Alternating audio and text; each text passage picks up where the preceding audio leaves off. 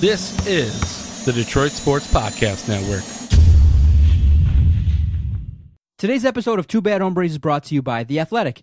Premium coverage for passionate Detroit sports fans. Listeners of this podcast can save 30% off the first year of an annual subscription. You heard me correctly. You can save 30% off the first year of an annual subscription by going and visiting theathletic.com/DSP. They got great writers. They got writers covering all major Detroit sporting events, and they recently hired writers to cover Michigan and Michigan State football. Vito, Adam, Jason, Shay, myself, we all read The Athletic. Become a subscriber and save 30% off by visiting theathletic.com/DSP.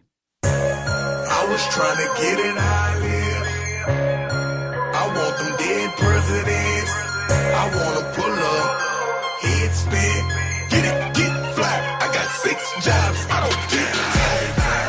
I don't get tired. I don't get tired. I don't get tired. Get it, get fly. I got 6 jobs. And we are still not tired on this week's episode of Two Bad Hombres. I'm your host, Vito Geronimo Trickle, alongside my usual sidekick and broadcast partner in fun.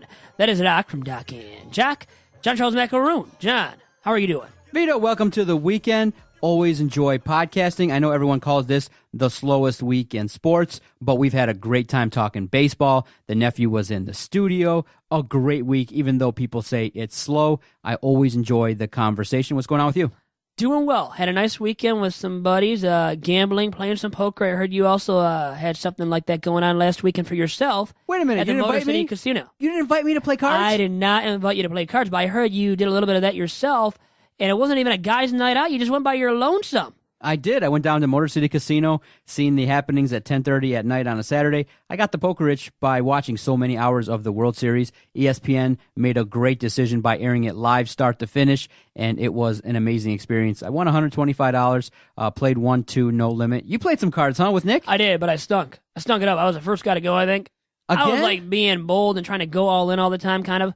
Or, give off the look and the esteem for myself that, I had a nice hand. I really didn't have a nice hand, like more than half the time, like 75% of the time.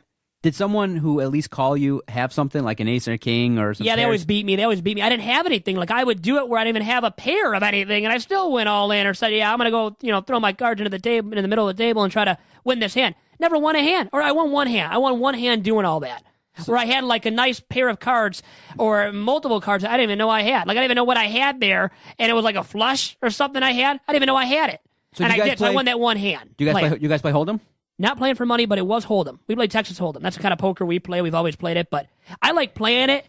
I'm just a little bit too bold at times. Then I make a fool of myself, but I kind of like getting the laughs from everybody, too, because I create a lot of laughter because of my own doing. Let me just say that. So you guys play poker, but nobody puts any money in? We didn't do money this time. No, we have. No, we typically do. We just didn't do money. We just did a spur of the moment. It wasn't planned out. We didn't plan this out ahead of time. We just thought we'll just play this game. There was nothing going on. We were kind of bored. Not bored out of our minds, but we wanted to, have a change of pace, and the guys wanted to play poker, and I jumped right on in there, and my brother Dominic was even there. Not you, once again, things that we did that Doc was not invited to, but he didn't invite me last weekend either, so it's a two-way street, my man. So I can boo you as well, just as much as you just booed me.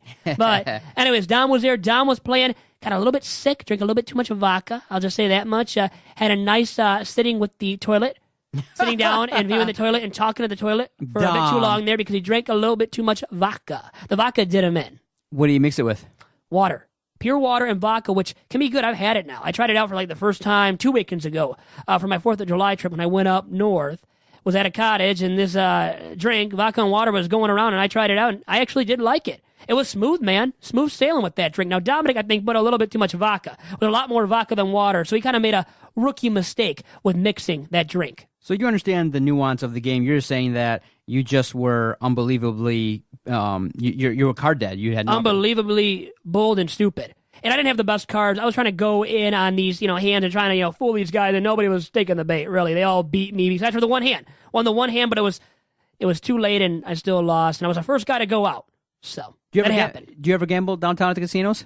I've done it, Russian roulette a lot. Not too much of the Texas Hold'em or the poker games there, but I have at Greektown. That's your casino? Yeah, I have gone to Greektown. I like it there. I like the drinks. I'll drink and play Russian roulette. A lot more of that where I know Russian roulette too.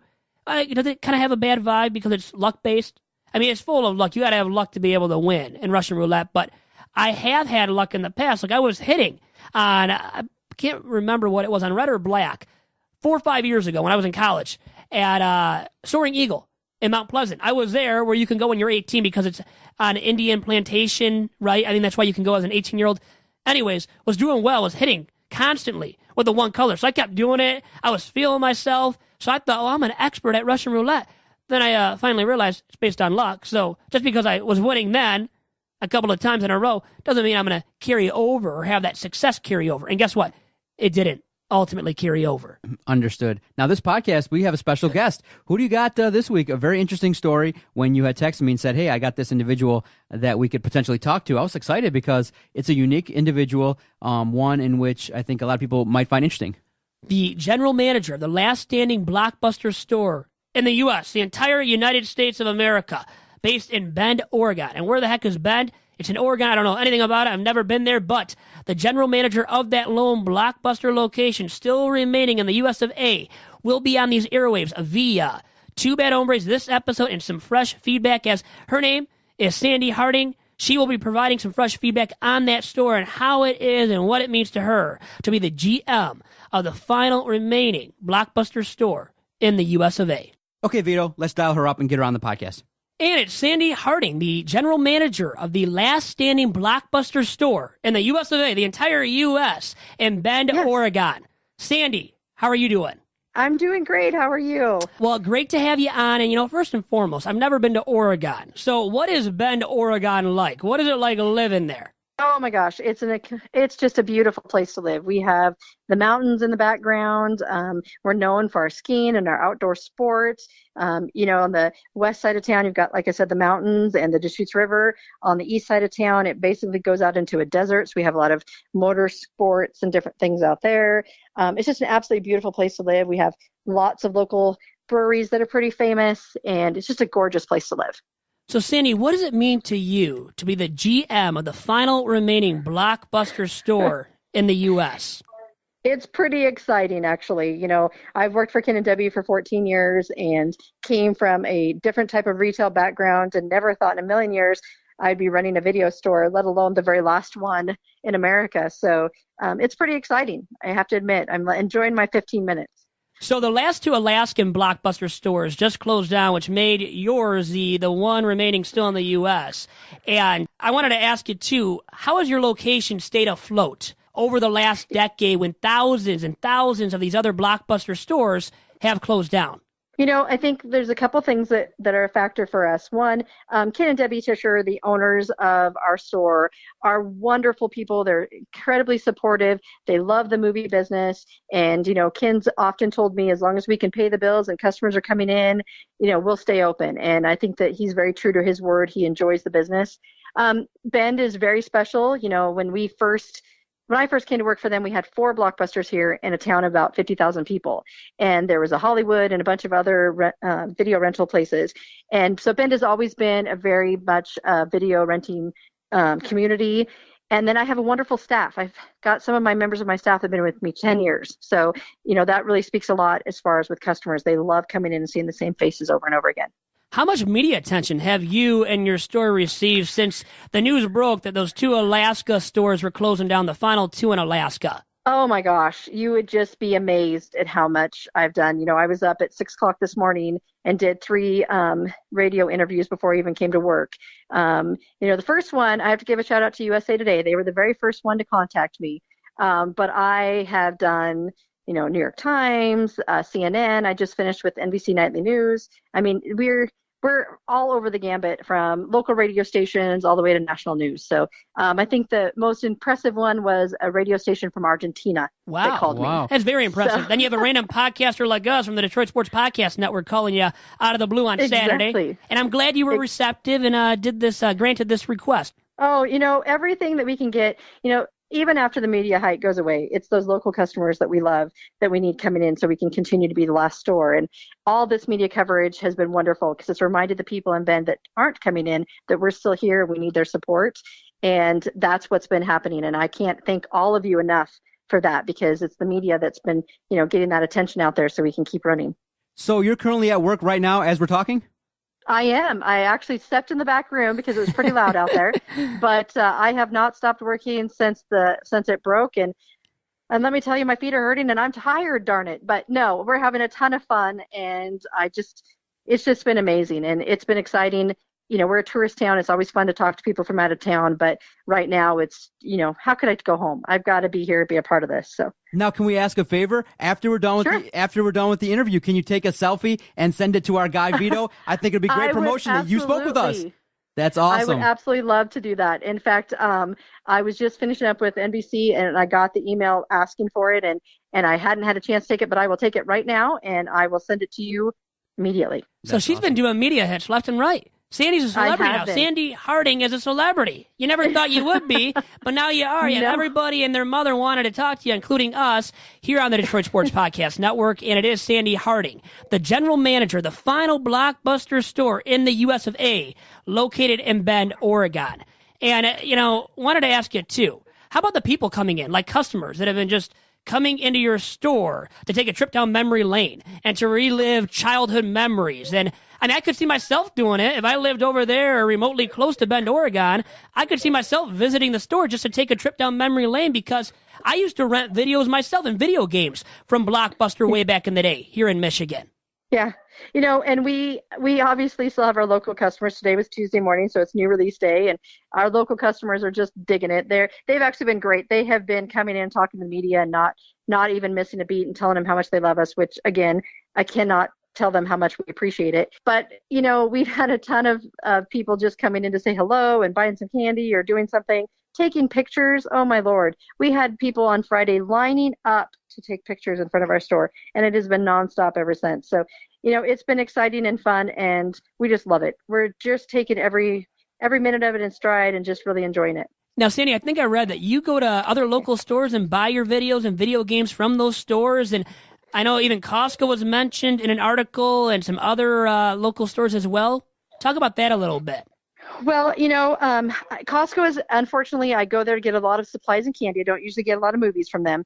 But I do on Tuesday mornings, we have one vendor left that we get a lot of our movies from, but whatever I can't get as far as video games, television shows, Disney titles, the Avenger movies come out. I'm up bright and early, 6:00 in the morning, going to Walmart and Target, Fred Meyer and everyone else and buying what I can to make sure our customers get their movies. And you yourself, are you a big movie person? What kind of movies are you into? Oh, absolutely. I love all kinds of movies, mostly thrillers. Give me a Stephen King movie and I'm a happy clam. But, I love movies, and my kids have all worked here.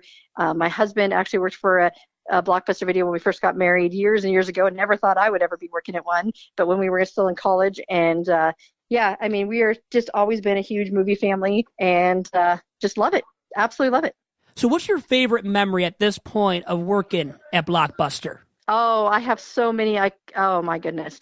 And part of them would probably not even be in the store, but every summer for the last few years, I've been trying to do a barbecue at my house and having all the ex-employees as well as the current ones. And I think those are some of my favorite memories, is getting everybody back together and sharing some of our funny stories of, this person taking a nosedive into the mop bucket trying to go out and mop the floor. Or, one time we had one of our employees we closed the store and there was a customer we didn't realize was in there, and they came around the corner with a till and the customer scared him and the money went everywhere. And just funny stories like that. Those are my memories that I love, is when I can sit around with all the kids and talk about all the things from the last 14 years that we've experienced. And it sounds like it's pretty darn community-based too in Bend, Oregon, and a lot of bonds and relationships built over the years.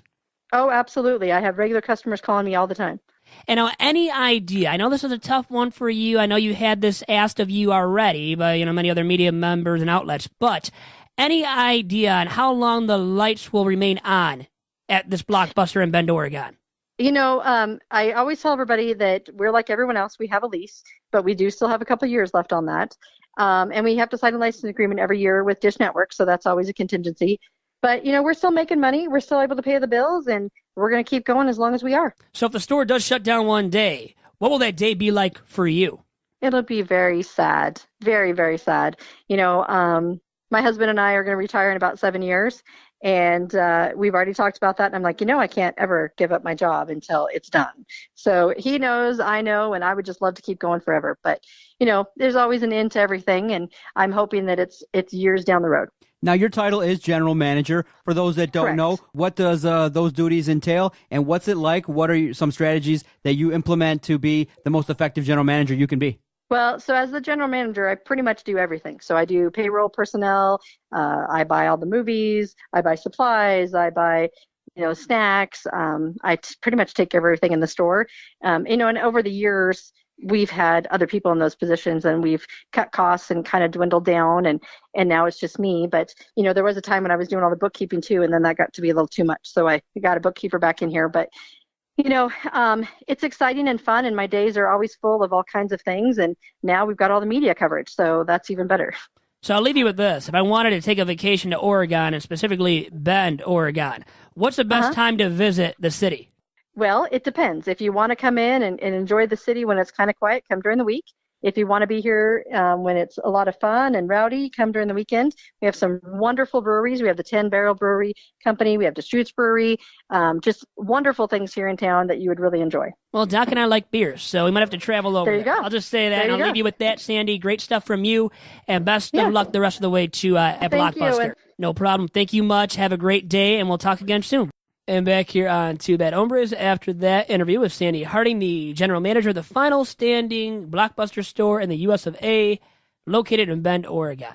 And am I saying Oregon right? Is it Oregon or Oregon? Everybody kind of says it both ways, too, which is funny. I almost asked her, how do you say Oregon, dude? Is it Oregon or Oregon? But she was graceful, great interview, and I'm glad she made the time for us after doing media, interviews on CNN and NBC, all these different spots. And she's made it big time, man. She's a media star now, Sandi Harding is.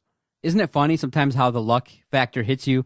There were stores open in Alaska. I didn't even know that there was even a Blockbuster store open. I didn't either. I mean, there's been none here in Michigan for how long, do you think? Exactly. It's been like 4 or 5 years probably, right? Exactly. And so I do recall that there's, a couple, family chains and things like that go out and have movies. But I don't know back in your day, but there were some places that you could rent adult movies from. Mm-hmm. You knew where those locations were, didn't you? Have you ever been to a place where you could rent movies and that had an adult section? Do you ever peek in one? I'm not that bad of an hombre or that naughty of a human being, but I know you can find them. Couldn't you have even found them in a Blockbuster, like in the X-rated? What is that section? I never saw one in or a Blockbuster. NR or X-rated? There weren't any movies like that there? I don't think at Blockbuster, okay. But there is no weirder feeling than the first time you see the X-rated section and you walk in and there's somebody else in there. Well, it's like you make eye contact, like I'm here, you're here. Why are we here? Don't tell my mom or dad, and you don't tell your mom or dad. Yeah, and then it's just like a sensory overload with all the pictures of the boxes and stuff. Well, I bet you really had a sensory overload.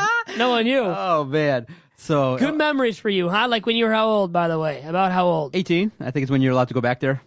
So you had to be 18 to go back there. Oh, yeah, because you have to be a certain age. They can't just let you go back there at 12 or 14 and say, hey, can I go there and maybe look at a few things really quick and maybe get off to it or something? Who knows? But people have done that too, right? Getting off to it, haven't they? Like at a movie theater, they do it when they see a movie, and sensory overload, to say the least. Yeah, but Blockbuster, there's still one store left, and thank you, Sandi, for coming on with us. But did you hear the story regarding the chance that Blockbuster had to be part of Netflix? They had a chance to buy Netflix, I think, back in 2000. Like 2000, I think. Yeah, their former CEO who ended up getting fired down the line then, but go on. Yeah, there was a chance to buy Netflix for $50 million, and imagine if they did now, because look at what Netflix is worth. $172 billion company is Netflix, and they're right now revolutionizing television. I mean, they're putting out great content, and here's why people that understand capitalism and free markets understand why Netflix is successful.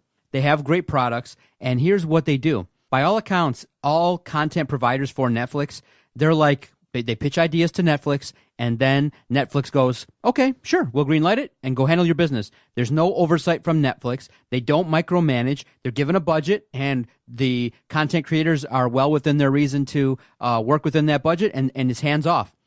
Whereas in television, you got these executive producers who aren't funny. You got people who are always, making suggestions regarding, from the top and things like that. So you got all these hands in the pot. Whereas Netflix is so successful. Look at the difference between the content on Netflix, like, the great documentaries, the comedies, the features now that are Netflix specials that are happening.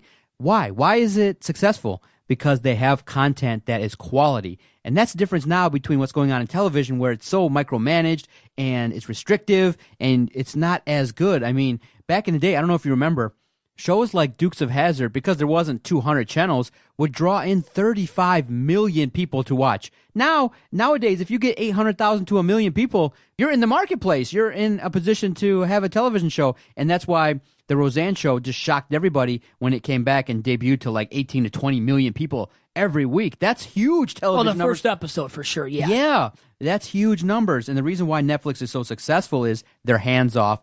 They let the content creators handle their business and utilize their expertise. And that's why Netflix was great. And it's unfortunate right now that for administrators at Blockbuster that they made that decision, because now there's no name brand. There's no company. It's just one store now out in Oregon. And that's what Blockbuster has dwindled down to. And that's what a big mistake. That'd be my biggest fear, is to be part of organizations where a decision had to be made and you make it and it spirals out, and then your competitor then goes out and makes, like, imagine if you passed on, there are people who actually passed on Apple stock. Could you imagine you sell out for like, $8,000, and if you just let it ride, it's now worth like $800 million?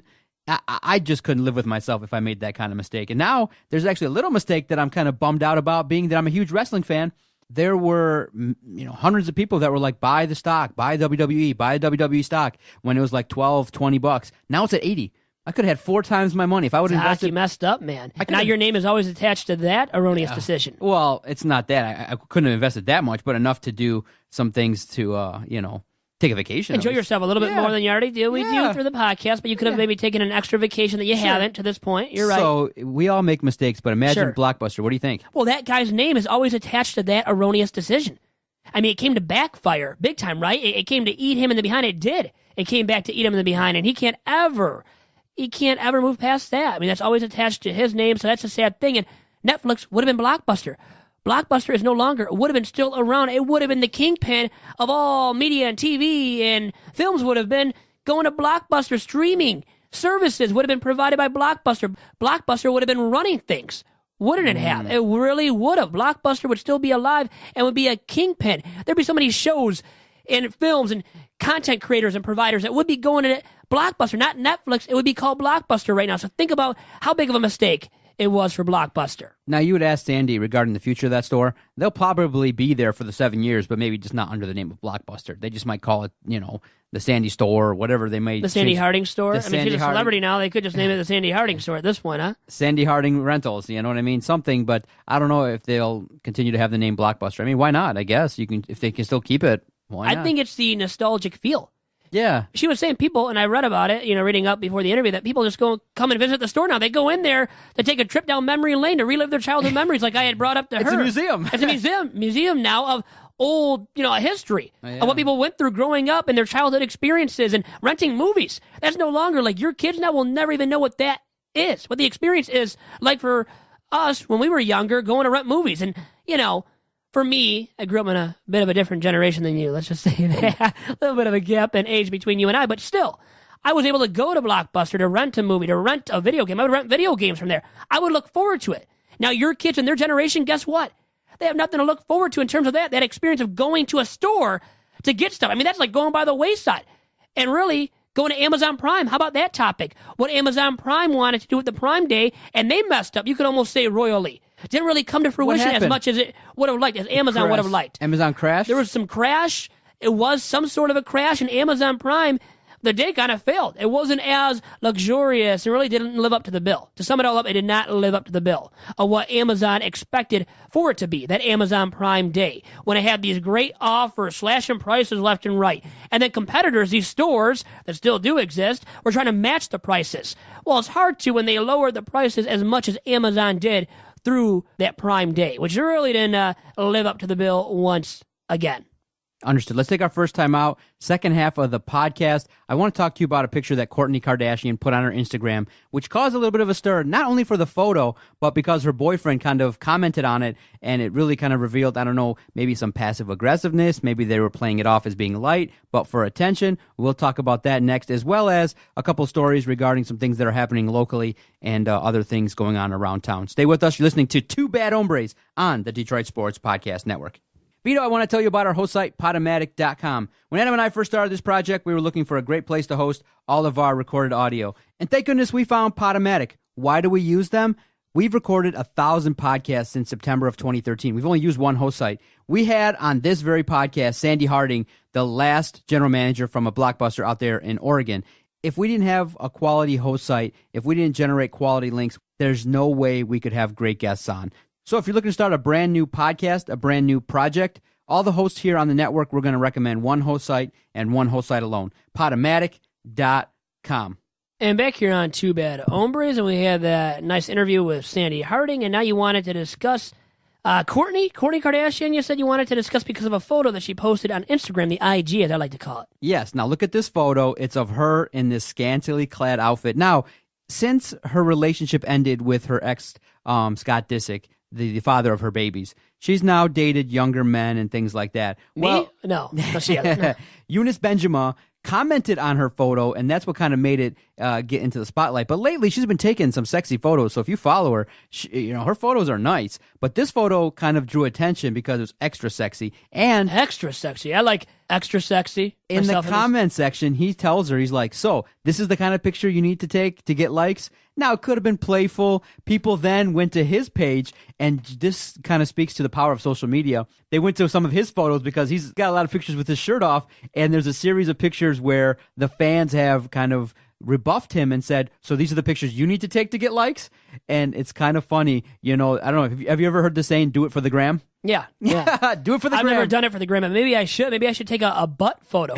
I've never done that. A lot of girls do that are good looking. They do it on the gram, on IG, and they get all these likes because they're Instagram models. I mean, they are at this point. And now people make money. They profitize off of that, these girls that are good looking too. Exactly. And so I'll ask you this. Now, when you get an opportunity and you do meet your girlfriend and time evolves and you're in your mid-30s. Or 40s or 50s or something like that. Yeah, or 60s, before 50s, I pass away at least. Yep. Would you want your significant other taking pictures like that and being a little extra revealing on social media? If she's hot?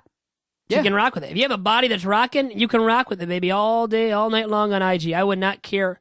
I probably actually would. But I think if you're good looking and you're modeling something, maybe not the butt photos, maybe I wouldn't like that for my girl. I want to see her butt myself and just leave it for me.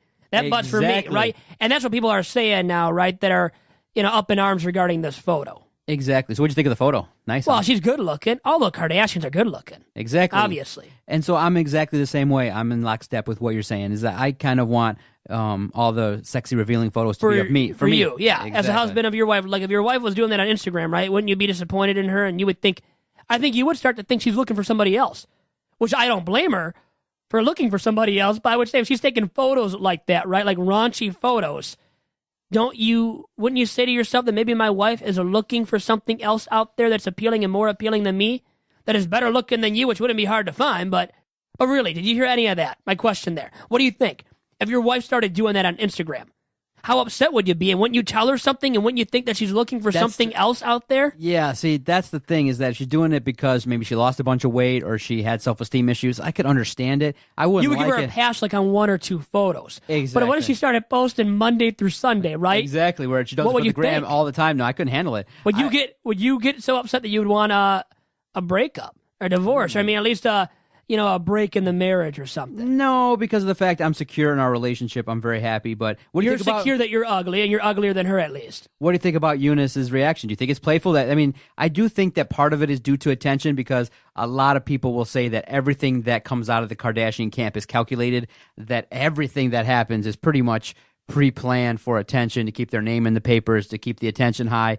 But at the same time, I do think that her boyfriend is probably not happy that all these guys are gawking at her, because But they are. She's pretty. When you're pretty, but Vito, there's always going to be a sweepstakes for you, and you're always going to have guys liking your Instagram photos. If you're on Instagram posting anything close to what she did with her butt showing, guess what? Guys will love that, right? So guys are going to like that. But Vito, you just can't prevent that from happening. She's got 65 million followers. Imagine tweeting that to everybody, right? Which is why she's going to use her Instagram. She has a great following, so her base loves it, eats that up. Maybe wants to eat that up. Yeah. So guys are going to love it. They're going to be liking that photo. And they're going to be liking all her photos because she's a beautiful woman. Any beautiful woman on Instagram will get the likes off of that and can profitize off of that. I mean, those Kardashians have made so much money, loads of money, a ludicrous amount of money off of their looks Being famous for what?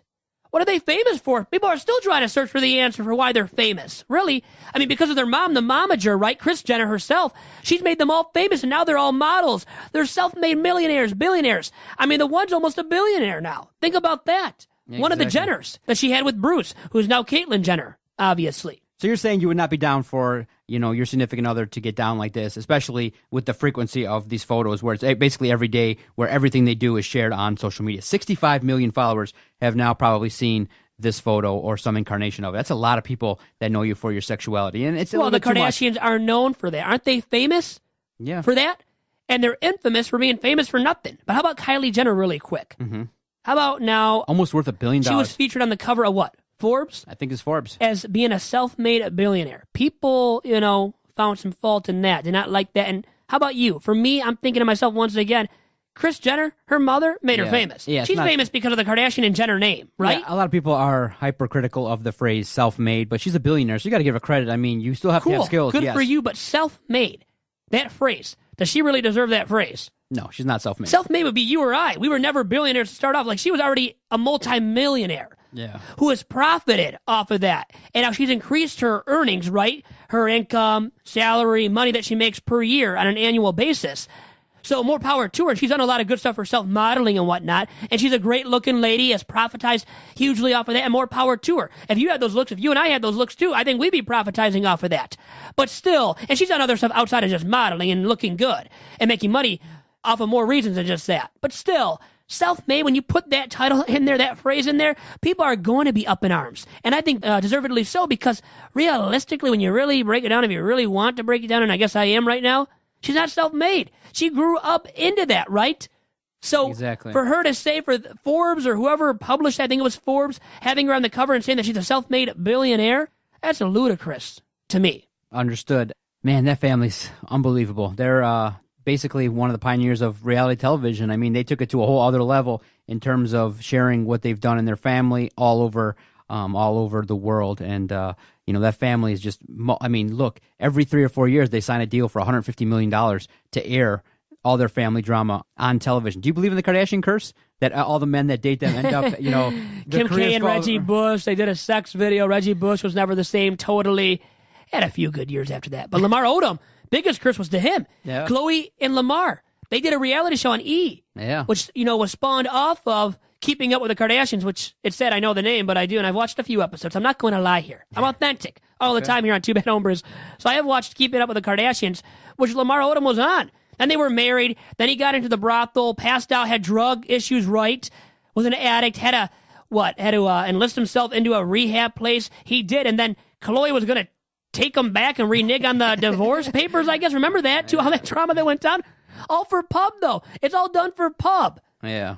It's unbelievable. I don't think I could handle that much scrutiny. I could handle powerful women who are super rich. I could definitely handle the vacations. Because you can, enjoy the vacations off of it. Yeah. The vacations, the courtside seats, the fun, having the world at your John feet. being on Twitter taking selfies of himself courtside at Staples Center. You would be loving it, man. I would definitely have all the paparazzi around me posing. I'd be like, you'd be posing. You'd be thinking you're hot, some hot yeah, stuff. exactly. Oh, yeah. Oh, yeah, I would love all that. But the part that would get intrusive is everywhere you went, 24/7, you couldn't have your privacy, and everywhere you went, people will be all up in your business. At nighttime, when you go into a club, that'd be fun. But imagine if you just want to go to Costco to pick up, a movie, or go to Bend, Oregon to pick up a movie, and there's like 1,000 people there. So it's really something that I couldn't handle over time. Really quick, let's leave this episode with this: the Twitter purge. How about these people losing followers? Barack Obama lost 2.5 million, I believe. Yeah. Well, and this is Vito's Quickie News because I didn't really prepare this. So this is one of those stories as part of Vito's Quickie News this week. 100%. I think Twitter definitely has the right to get rid of bots, and they're trying to do whatever they can because, remember, Twitter's a company, and their job is to keep up with the likes of Snapchat, Instagram, and all the various new social media platforms out there. And Twitter's one of the big ones. It's a big source of information. It's basically how we built the platform here. Some will say, well, you could do it through Facebook, you could do it through word of mouth. We built it heavily just on Twitter based on what I thought it could be and how we could get information out there. And we lost a couple, 1,000 followers, but we kind of knew in our working and how we report things that there were some people that were fake, but we still have a significant audience, thank goodness.